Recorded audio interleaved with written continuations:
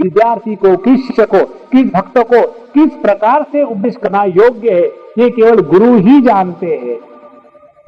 और ये जान करके फिर चाहे उनको जलेबी खिलानी पड़े, चाहे डंडा लगाना पड़े, दोनों भी काम गुरु महाराज प्रेम से करते हैं। कारण क्या? उनके सामने एक सॉलिड ब्लॉक आया है। इस सॉलिड ब्लॉक में जो छिपा हुआ एक सौंदर्य है, एक मूर्ति के रूप में, उसको निकालने के लिए कहीं छन्नी लगानी है, कहीं हथौड़ा लगाना है और कहीं पानी से पोंछना है। हर चीज गुरु महाराज करते हैं। और इसीलिए अपने बुद्धि में जो विप्रतिपन्न अनेक प्रकार के संकल्प विकल्प आ गए हैं, उनको जब तक हम नहीं निकालेंगे तब तक ये सभी की सभी बातें समझ में नहीं आएगी और बुद्धि शांत ठिकाने पर नहीं रहेगी और अपना ज्ञान अकलुषित नहीं होगा। ये बताने के बाद फिर अर्जुन प्रश्न पूछता है, क्या कभी ऐसा संभव है कि कोई व्यक्ति हो कि जिसके मन में किसी भी चीज को लेकर के कोई भी कंफ्यूजन नहीं आता? कैसे संभव है? क्योंकि उसकी कंडीशन ये थी कि वो कंफ्यूजन में था। तो जो व्यक्ति स्वयं कंफ्यूजन में है वो ये कल्पना नहीं कर सकता कि अगले को कंफ्यूजन नहीं होता। जो व्यक्ति हमेशा स्वयं क्रोध करता है उसको ये कल्पना भी नहीं कि अगला क्रोध नहीं करता। इसी प्रकार से अर्जुन के मन में इतने कंफ्यूजन, तो वो सोचता था कि कभी संभव भी है कि कोई व्यक्ति ऐसा हो कि जिसके जीवन में किसी भी प्रकार का बुद्धि भेद या ज्ञान की निष्ठा न होना संभव है। इसको लेकर के अर्जुन ने प्रश्न पूछे। उस प्रश्न को हम पढ़ेंगे और उसके उत्तर जो भगवान ने दिए हैं उसको कल समापन के दिन पूरा करेंगे। अर्जुन उवाच स्थित प्रज्ञस्य का भाषा समाधिस्थस्य केशव स्थितधि किं प्रभाषेत किमासीत व्रजेत किम्। अर्जुन ने इसमें 4 प्रश्न पूछे हैं कि हे भगवान, जिस व्यक्ति की निष्ठा ज्ञान कभी भी हिलता नहीं, जो अपने ज्ञान में प्रज्ञा में प्रतिष्ठित है, ऐसे व्यक्ति के लिए समाधि का क्या मतलब है? दूसरा प्रश्न, ऐसा व्यक्ति जगत में किस प्रकार से अपने आप को पेश करता है? तीसरा प्रश्न, ये व्यक्ति इस प्रकार की जीवन पद्धति किस आधार पर लेकर के चलाता है कि मासिक। और चौथा प्रश्न, और जब ये व्यक्ति जगत में घूमता है तो वो किस प्रकार से घूमता है, माने जगत के अनुभवों को किस प्रकार से स्वीकार करता है। ये 4 प्रश्न अर्जुन ने पूछे। इसके उत्तर में भगवान जो बताएंगे उसको हम कल देखेंगे। हम लोग 51वें श्लोक से पढ़ेंगे। श्री भगवान उवाच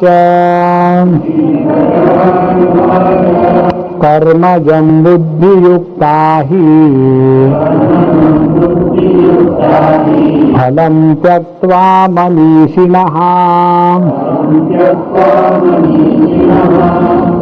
जन्मबन्ध विनिर्मुक्ताः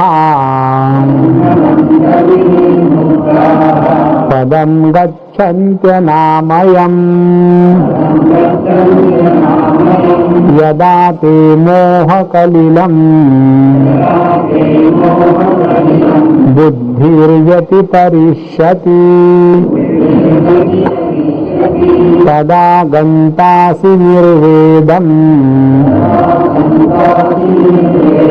श्रोतव्यस्य श्रुतस्य च श्रुतिविप्रतिपन्नाते यदा स्थास्यति निश्चला समाधावचला बुद्धिः तदा योगमवाप्स्यसि। अर्जुन उवाच स्थितप्रज्ञस्य का भाषा समाधिस्थस्य केशव स्थितधि किं प्रभाषेत किमासीत व्रजेत किम्। स्थित प्रज्ञस्य का भाषा, यह जो शब्द है स्थित प्रज्ञ, इस शब्द का प्रयोग भगवान श्री कृष्ण ने अपने प्रवचन में कहीं भी नहीं किया। उन्होंने ऐसी एक स्थिति का वर्णन किया कि जिस समय हे अर्जुन ते बुद्धि, तुम्हारी बुद्धि निश्चला और श्रुति विप्रतिपन्ना नहीं रहेगी। निश्चला माने किसी भी कारण से जो चलित नहीं होगी, और किस कारण से हमारी बुद्धि डावाडोल हो जाती है कि जब हम कान के हल्के होते हैं। श्रुति भी प्रतिपन्न माने जो कान के हल्के है। किसी ने कहा कि देखो तुम्हारा कान कौवा काट के ले गया और कौवे के पीछे दौड़ने लग गए, पहले देखो तो सही कान है कि नहीं। उसी प्रकार से जब हमारी बुद्धि किसी की बातों को सुन करके डावाडोल हो जाती है और जब हमारे बुद्धि में किसी प्रकार का निश्चय नहीं रहता, वह स्थिर नहीं रहती, ऐसा व्यक्ति पूरे जीवन में खूब काम करता है, अनेक प्रयत्न करता है, लेकिन उसको ना तो कहीं गंतव्य स्थान की प्राप्ति है, ना तो उसके जीवन में शांति है। इसीलिए भगवान ने इस द्वितीय अध्याय में जो अनेक सुंदर बातें बताई, उसमें एक ये बात बताई कि मनुष्य को अपने बुद्धि को कभी भी डावाडोल नहीं होने देना चाहिए। बुद्धि है श्रद्धा का स्थान। जैसे किसी भी वस्तु का ज्ञान हमको ज्ञानेंद्रिय के द्वारा होता है, किसी भी वस्तु में परिवर्तन हम कर्मेंद्रियों के द्वारा करते हैं, और किसी भी वस्तु का या किसी भी घटना का अनुभव, अच्छा बुरा सुख दुख, ये हमको मन के द्वारा प्राप्त होता है। उसी प्रकार से हमारे अंतःकरण में श्रद्धा होती है बुद्धि में। और बुद्धि की श्रद्धा का क्या तात्पर्य है? माने हमारे अंदर की वो क्षमता जिसके द्वारा हम न जानते हुए भी स्वीकार करते हैं, ये बहुत बड़ी क्षमता है। जानते हुए स्वीकार करना, उसके लिए कोई शक्ति की जरूरत नहीं। जैसे आप जानते हो कि यहां से वहां जाओगे तो अमुक अमुक के घर पहुंच जाओगे, और आपको कुछ भी मालूम नहीं है और आप निकल पड़े हो, हम ढूंढ लेंगे उनका घर, और निकल पड़े। तो जो पहला व्यक्ति है सब जान करके जाता है, तो उसमें कोई विशेषता नहीं। असली विशेषता है कि जब हमको कुछ भी मालूम नहीं, फिर भी हम अपने पर, परमात्मा पर विश्वास लेकर के चल पड़ते हैं, और इसके लिए बहुत बड़ी शक्ति की आवश्यकता है। और इसलिए जिस व्यक्ति के अंतःकरण में, बुद्धि में श्रद्धा की शक्ति होती है, वही परमात्मा को प्राप्त कर सकता है। और इसी श्रद्धा के शक्ति के द्वारा हमारी बुद्धि निश्चल होती है। कारण क्या? हमारे गुरु श्रेष्ठ है कि नहीं, गुरु के व्यवहार से पता नहीं चलता, क्योंकि गुरु का व्यवहार कैसा है इसका अवलोकन शिष्य अपने अज्ञान की आंखों से करता है। शिष्य तो अज्ञानी है, तो व्यवहार के द्वारा गुरु का महत्व हम नहीं जान सकते। दूसरी बात, गुरु का ज्ञान कितना गहरा है ये भी हम नहीं जान सकते, क्योंकि हम तो अज्ञान शिरोमणि है। इसीलिए एक स्थान पर जब विवेकानंद महाराज अपने गुरु महाराज के पास गए, भगवान रामकृष्ण परमहंस के पास, तो एक बार उन्होंने मजाक मजाक में अपने गुरु से कहा कि ठाकुर जी, आप हमेशा मेरी याद करते हो, मुझे बुलाते हो, मैं यदि नहीं आऊं तो बुलावा भेज करके बुलाते हो, तो कहीं आप मुझ में आसक्त तो नहीं हो रहे हो? तो उस समय भगवान रामकृष्ण परमहंस ने कहा कि देखो नरेंद्र, तुमने जो मुझे अपना गुरु स्वीकार किया है, मुझे श्रेष्ठ व्यक्ति स्वीकार किया है, ये तुमने अज्ञान के द्वारा स्वीकार किया है। तुमको क्या मालूम श्रेष्ठता क्या होती है? अभी तो तुम्हारे बुद्धि में मोह कलिल है, ऐसा क्यों वैसा क्यों, ऐसा क्यों वैसा क्यों, तुम्हारे बुद्धि में अभी क्यों क्यों भरा हुआ है। लेकिन मैंने जो तुमको स्वीकार किया है श्रद्धा के द्वारा नहीं, आई नो यूर ग्रेटनेस। इसीलिए जब तक के हम अज्ञान के क्षेत्र में है तब तक के हमारी आंतरिक शक्ति यदि कोई है तो उसी को कहते हैं श्रद्धा। और जो व्यक्ति श्रद्धा युक्त है उसकी बुद्धि श्रुति विप्रतिपन्न नहीं होगी और उसी की बुद्धि निश्चल होगी। और जब हमारी बुद्धि किसी के कहने से, किसी के सुनने से जब डावाडोल नहीं होती और निश्चल रहती है, तब कहीं समाधौ अचला बुद्धि ही, तब हमारी बुद्धि समाधि में ठीक हो सकती है।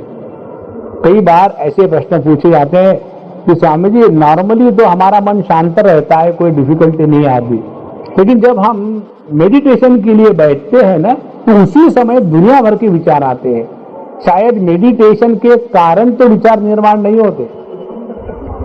तो यदि हमारी बुद्धि की ये स्थिति है तो ऐसी बुद्धि कभी भी तत्व का दर्शन नहीं कर सकती। इसलिए भगवान ने कहा कि हे अर्जुन, जब तुम्हारी बुद्धि इस प्रकार से निश्चल स्थिर होगी, किसी भी कारण उसमें कोई भी किसी भी प्रकार का विक्षेप नहीं आएगा, तब तुमको योग की स्थिति प्राप्त होगी। जब ऐसा कहा भगवान ने तो अर्जुन को इसके बारे में संदेह था। संदेह क्यों था कि जब हम सोचते हैं कि मेरे से तो यहां से 10 कदम पैदल नहीं चला जा सकता। एक हम आपको उदाहरण दे, फिर बात अच्छी समझ में आएगी। एक हमारे मित्र है और उनकी एक पत्नी है और वो पत्नी भगवान की दया से काफी भारी है। और हम एक बार चले गए गुजरात में गिरनार पर्वत पर और वहां 10 किलोमीटर में 10,000 स्टेप्स आर देयर और पूरा रॉकी माउंटेन, गर्मी के दिन। और जब हम वहां गए तो वहां ऊपर तक जाने का तो सवाल ही नहीं। जिस व्यक्ति ने ज्यादा से ज्यादा चले होंगे तो कार से अपने दरवाजे तक, उससे ज्यादा जो व्यक्ति जीवन में कभी चला नहीं। और ऐसे वो अम्मा हमारे शहर आई और उसने 10,000 स्टेप्स गर्मी के दिनों में ऊपर तक चढ़ गई। भगवान दत्तात्रेय की पादुका जहां रखी है वहां तक दर्शन किए और वापस आई। और जब हमने वापस आए तो हमने उनके पति को कहा, भाई लो इनफैक्ट वापस लाइए, ले लो, संभालो। तो फिर उन्होंने बताया कि हमको ऐसे ऐसे दर्शन हो गए। तो उन्होंने खुल्लम खुल्ला कह दिया, झूठ बोलने की भी कोई हद होती है। तुम 2 कदम पैदल नहीं चलती और 10,000 कदम वहां चल के आई, असंभव। इसी प्रकार से अर्जुन की बुद्धि हमेशा डावाडोल होने वाली। और उसको जब बताया गया कि ऐसी बुद्धि होती है कि जिसमें किसी भी प्रकार का डावाडोल नहीं है और वो निश्चलता को प्राप्त हो गई है, तो उसके मन में संशय संदेह आया, कभी ये संभव भी है।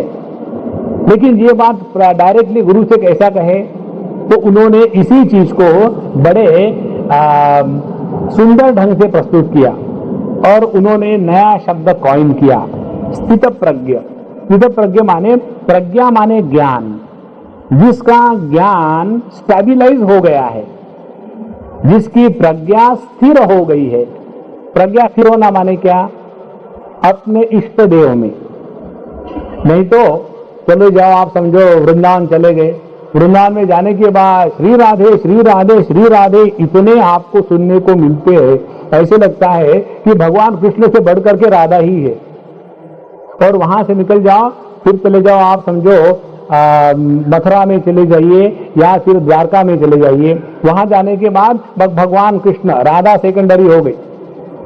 और वहां से निकल के चले जाइए चित्रकूट में, तो वहां जय सिया राम जय सिया राम। तो वहां जाने के बाद ऐसे लगता है कि Ram ji is better than Krishna.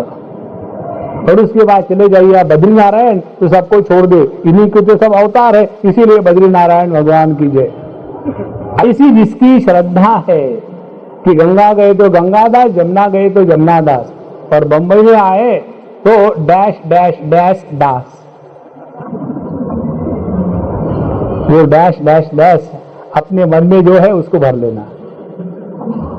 तो प्रत्येक व्यक्ति वो 3 शब्द अपने मन में ही भरेगा, जितने मन में होगा वो भरेगा। हम तो कह रहे श्री कृष्णदास। अच्छा महाराज, ऐसी जिसकी बुद्धि है जो कभी भी स्थिर नहीं रहती, तो वो व्यक्ति सोचे कि कैसे संभव है, और इसीलिए उसने 4 प्रश्न पूछे। पहला प्रश्न, जो व्यक्ति कभी भी अपने ज्ञान में विषय प्राप्त नहीं करता, जिसका ज्ञान कभी भी डावाडोल नहीं होता, उस व्यक्ति के लिए ध्यान का क्या मतलब है? स्थित प्रज्ञस्य समाधिस्थस्य का भाषा है केशव? हे केशव, हे भगवान श्री कृष्ण, ऐसा जो व्यक्ति है जिसकी बुद्धि कभी भी डावाडोल नहीं होती, उसके लिए फिर समाधि का क्या मतलब है? पहला प्रश्न। और दूसरा प्रश्न, स्थितधि किम प्रभाषेत, जिसकी बुद्धि हमेशा स्थिर रहती है, जिसके ज्ञान में किसी भी कारण से विक्षेप नहीं आते हैं, ऐसा व्यक्ति बोलता कैसा है? बोलता कैसा है माने अंग्रेजी में या पोएटिक लैंग्वेज में इसका अर्थ नहीं है। बोलना माने ये है कर्मेंद्रिय। कर्मेंद्रिय के द्वारा हम जगत में अपने आप को अभिव्यक्त करते हैं। तो कहते हैं कि ऐसा जो स्थित ही पुरुष है, वो जगत में जब वस्तुओं के साथ या व्यक्तियों के साथ या भिन्न प्रकार के परिस्थितियों के साथ जब टकराता है, तो वो किस प्रकार से अपना उत्तर देता है? दूसरा प्रश्न। तीसरा प्रश्न है, स्थितधि किम आसीत, और उसका इस प्रकार से विचित्र या श्रेष्ठ या विशेष जो व्यवहार है, उस व्यवहार की बैठक क्या है? किस बैठक पर बैठ करके उसका व्यवहार आम लोगों के कंपैरिजन में भिन्न होता है? उसके बुद्धि की निष्ठा, उसकी बुद्धि की अचंचलता, उसकी बुद्धि की निश्चलता किस आधार पर है? किमासीत। और चौथी बात पूछते हैं कि रजेत किम, क्या ऐसा जो स्थित भी पुरुष है जिसकी बुद्धि कभी डावाडोल होती नहीं, क्या वो एक ही ठिकान पर बैठे रहता है कि जगत में घूमता भी है? और यदि वो जगत में घूमता है तो किस प्रकार से वो जगत में घूमता है? तो 4 प्रकार के प्रश्न अर्जुन ने पूछे, जिसके द्वारा, जिसका अध्ययन करके हमको ये पता चलेगा कि यदि हमको वो स्थिति प्राप्त करनी है तो क्या करना चाहिए। देखो, शास्त्रों में ये विषय हमेशा आता है। भगवद गीता में ये विषय 3 बार आया है। एक तो अभी हम पढ़ेंगे 2 अध्याय में स्थित प्रज्ञ के लक्षण के रूप में, फिर 12वें अध्याय में आता है भक्त के लक्षण के रूप में, और 14वें अध्याय में आता है गुणातीत पुरुष के लक्षण के रूप में, और फिर 13वें अध्याय में आता है साधना के रूप में। तो ये भिन्न भिन्न स्थानों पर ये जो प्रसंग आता है वो किस लिए है? ये ना तो ज्ञानी के लिए है, ना तो ये अज्ञानी के लिए है। ये उनके लिए है कि जो अपने को ज्ञानी नहीं है ये जानते हैं और अपने को अज्ञानी स्वीकार करने को तैयार नहीं, माने जो ना घर के है ना घाट के। हम जैसे जो साधक है उनके लिए ये प्रसंग होता है, और इसके द्वारा 2 बातें सिद्ध होती है। एक बात कि ऐसी संभावना हमारे भी जीवन में है। देखो, उपनिषद में आता है अस्ति इति उपलब्धव्यः, कठोपनिषद में आता है परमात्मा की प्राप्ति अस्तित्व रूप से होती है। तैत्तिरीय उपनिषद में कहते हैं जो व्यक्ति परमात्मा को सद वस्तु या सत रूप से ग्रहण नहीं करता, उसका अपना ही सत्यानाश हो जाता है। उसी प्रकार से यदि हम इसको स्वीकार ना करें कि इस जगत में साधु संत महात्मा हैं, इस जगत में संतों को महात्माओं को भगवान के दर्शन हुए हैं, यदि हम स्वीकार न करें तो उसका नतीजा क्या निकलेगा? हमको भी भगवान के दर्शन होने के कोई चांसेस नहीं। क्यों? कि हमारे दृष्टि से आज तक किसी को भी दर्शन नहीं हुए, तो हमको काहे के होंगे। इसीलिए इस प्रसंग के द्वारा ये समझना है कि जो बात भगवान बताने जा रहे हैं वो संभव है, ये असंभव बात नहीं बताने जा रहे।